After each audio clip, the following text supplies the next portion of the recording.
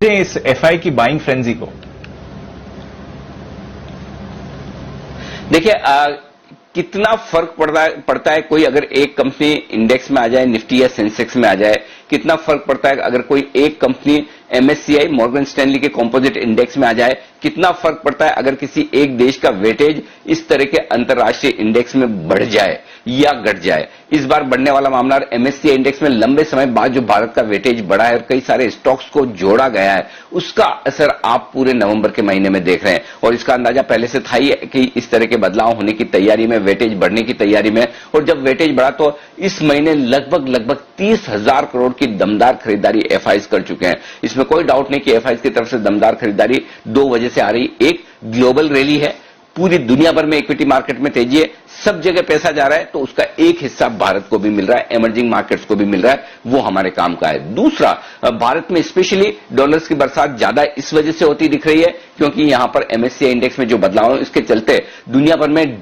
ऐसे हजारों एफआईज हैं जो एमएससीआई इंडेक्स को फॉलो करती है और करोड़ों निवेशक ऐसे हैं जो एमएससीआई इंडेक्स में ईटीएफ के तौर पर पैसा लगाते हैं। तो उनके लिए यह बहुत जरूरी है कि अब बदलाव के साथ साथ जिन शेयरों के वेटेज बढ़ने वाले हैं, जहां पर एफआईज की खरीदारी नहीं है, वो होती दिखे। और यही वजह आप देखिए, जो कुछ भी बड़ी खरीदारी के आंकड़े आ रहे हैं दीप, वो कैश मार्केट में आ रहे हैं, यानी कि ये सारी की सारी खरीदारी जो होती दिख रही है डिलीवरी बेस्ड खरीदारी होती दिख रही है। देखिए, कल 6,200 करोड़ की खरीदारी कैश मार्केट में की है। इसमें दो चीजें, एक एमएससीआई इंडेक्स में बदलाव की वजह से जो खरीदारी स्टॉक स्पेसिफिक होनी है वो, और दूसरा एक बड़ा हिस्सा है जो बड़ा इंटरेस्टिंग है, वो है इंडेक्स की बास्केट बाइंग, यानी कि इंडेक्स में चौतरफा खरीदारी होती दिख रही है। वजह बता दूं, वजह यह है कि दुनिया भर में ईटीएफ में, इंडेक्स ट्रेडेड फंड्स में ज्यादा पैसा आता दिख रहा है। जो इंडेक्स फंड्स हैं वहां पर ज्यादा पैसा आता दिख रहा है, या ईटीएफ में, एक्सचेंज ट्रेडेड फंड्स में ज्यादा पैसा आता दिख रहा है, जो कि इंडेक्स को ट्रैक करते हैं, इंडेक्स को फॉलो करते हैं, इंडेक्स में ही पैसा लगाते हैं। और जब पैसे से पैसा बनता है, अगर इंडेक्स में पैसा आ रहा है, इंडेक्स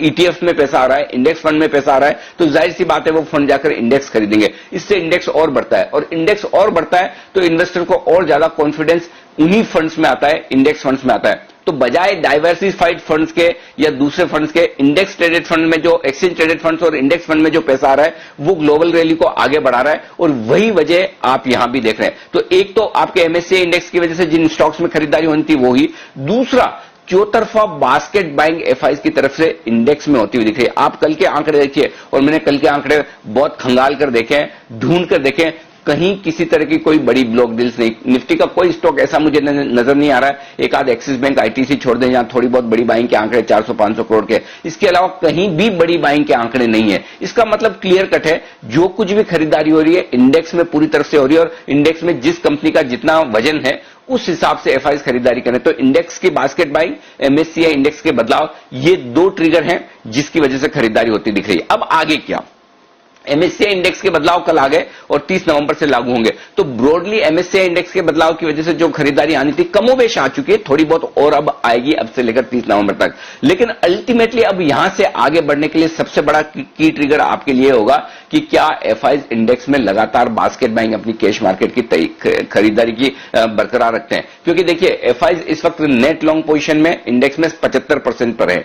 75% वो लेवल है जिसके आसपास आने के बाद एफआईज जनरली अपना हाथ रोकते हैं। अब इसका मतलब जरूरी नहीं कि एक ही दिन में वो रोक ले, हो सकता है 2-4 दिन लगे, हो सकता है 75% का आप 78 या 80% तक नेट लॉन्ग को जाते देखें। लेकिन अब इन लेवल से एफआईज के नेट लॉन्ग, ऐसा तो होगा नहीं कि 100% नेट लॉन्ग हो जाए, वो कभी होता नहीं है। तो उस लिहाज से आप ये देखेंगे कि अगले 2-3 सेशन में कभी भी, कल तक तो ठीक है आपको बड़ी बाइंग इस वजह से होती दिखी कि एमएससीआई इंडेक्स था, एमएससीआई वाली बाइंग लगभग खत्म हो चुकी है। लेकिन इंडेक्स बाइंग जो है, अगर ईटीएफ में और इंडेक्स फंड में अभी भी पैसा आता रहा तब तो ये खरीदारी जारी रहेगी। लेकिन नेट लॉन्ग अगर ये एफआईज की 75% पर है तो थोड़ा सा ऊपर में रुकावट के भी संकेत आ सकते हैं। तो अब फ्लोज थोड़े से मॉडरेट होते हुए दिखेंगे, वो अब आज कल में हो या 1-2 दिनों बाद हो, वो देखने वाली बात है। लेकिन हां, अब तक जो है दो आप इससे मतलब निकाल सकते हैं। एक, ये आगे चलते हुए फ्लो थोड़े से कम होते हुए दिखेंगे। दूसरा, जिस तरह के स्ट्रांग फ्लो है उसको देखते हुए अगर किसी भी तरह की डिप आती है, किसी भी तरह की कमजोरी इंट्राडे में आती है,